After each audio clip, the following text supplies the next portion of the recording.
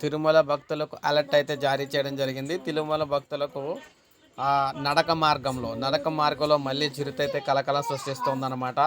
నడక మార్గంలో ఈ చిరుత అయితే తిరుగుతోంది. మీరు ఇక్కడ చూడొచ్చు. అలిపిరి నడక మార్గంలో చిరుత కలకలం. తిరుమల అలిపిరి నడక మార్గంలో చిరుత సంచారం కలకలం అయితే రేపుతూ ఉంది. అలిపిరి నడక మార్గంలో వెళ్తున్న భక్తులకు 7వ మలుపు వద్ద చిరుత అయితే కనిపించిందనమాట. దీంతో భయాందోళనకు గురైన భక్తులు పరుగులైతే తీశారు. సమాచారం అందుకున్న అటవీ శాఖ అధికారులు ఆ ప్రాంతాల్లో తనిఖీలు అయితే చేస్తూ ఉన్నారన్నమాట. దీనిపై స్పందించిన టీటీడీ భక్తులను అప్రమత్తం చేసింది. చీకటిలో ఒంటరిగా వెళ్ళొద్దని, గుంపులుగా వెళ్ళాలని సూచించిందనమాట.